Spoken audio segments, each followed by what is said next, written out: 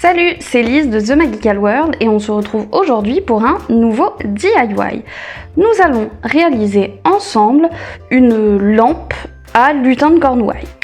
Pour ce faire, vous aurez besoin de patrons pour faire vos lutins de Cornouailles. J'ai fait 2 tailles, je sais pas trop laquelle sera la plus adaptée, le petit je pense. D'un pot en verre, donc moi j'ai pris un pot comme ça avec un bouchon en liège, mais vous pouvez très bien faire ça avec un pot de confiture ou ce genre de pot type pot de verre.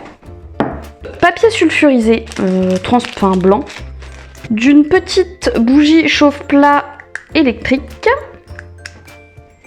comme ça, hop, qui s'allume, de colle, d'une paire de ciseaux, un feutre noir et enfin d'un scotch.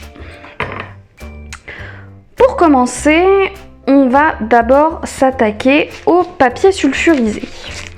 L'idée avec le papier sulfurisé, c'est de le couper pour qu'il rentre à peu près à la taille du bocal. La technique, on va faire le tour et du coup on sera à peu près bon. Voilà, et puis on recoupera en hauteur parce que sinon ça va être un peu trop. Donc c'est coupé, on va ouvrir notre pot.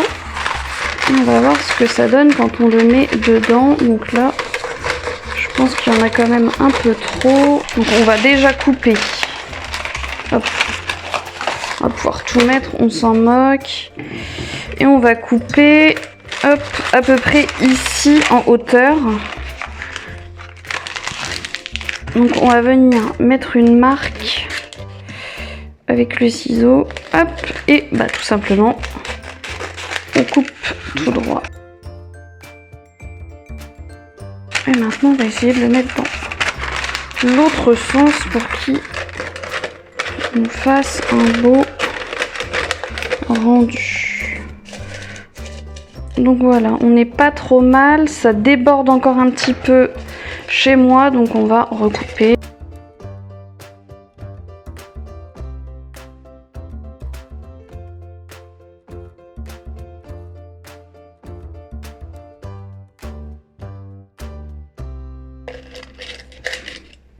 Et voilà, donc là on a un peu de longueur mais on n'est pas trop mal.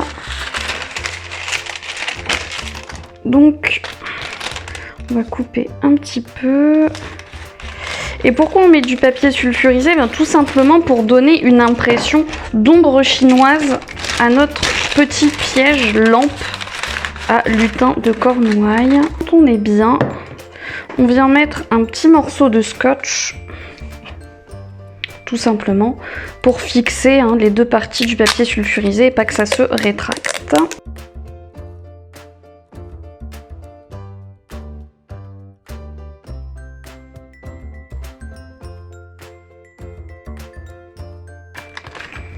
Donc voilà, donc une fois que c'est fait, on coupe un peu plus de scotch et puis on va venir scotcher tout le long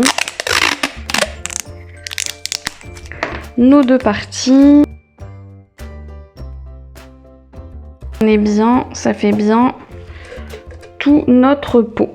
Donc voilà, là le pot est comme ça, donc il est opaque. Et maintenant tout simplement, on va venir découper la forme de notre lutin de Cornouailles qu'on viendra apposer pour faire l'ombre chinoise. Donc c'est parti pour le découpage de notre forme de lutin.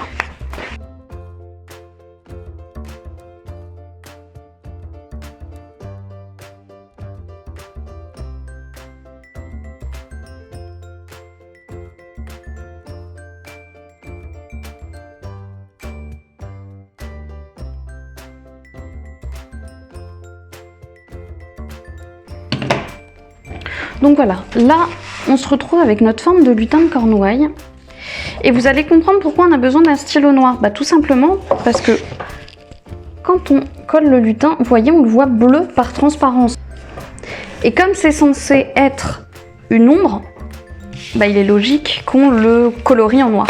Donc du coup, je vais prendre le verso, l'autre partie, celle qui n'est pas déjà bleue, et puis tout simplement on va venir la colorier en noir. Donc vous pouvez la colorier grossièrement parce que on s'en moque un peu si on voit les traits de stylo, c'est pas très grave.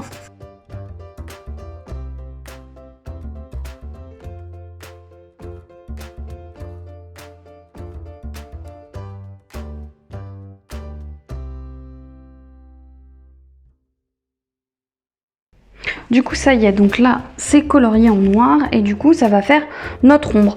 Donc pour la petite astuce, moi je l'ai imprimé le lutin de Cornouailles sur un papier étiquette, donc je vais directement pouvoir le coller sur mon papier sulfurisé. Sinon bah là tout simplement la prochaine étape, vous collez et vous venez le positionner à peu près où vous voulez. Donc moi je pense que je vais le mettre à peu près comme ça.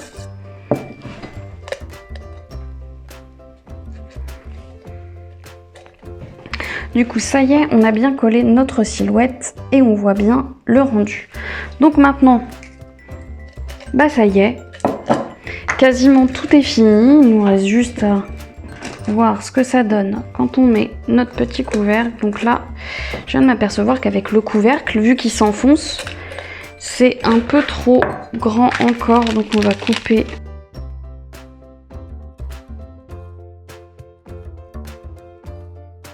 Donc voilà, il vous reste maintenant plus qu'à allumer votre petite bougie, la mettre à l'intérieur. Et voilà le résultat. Vous avez votre petite lampe lutin de Cornouailles.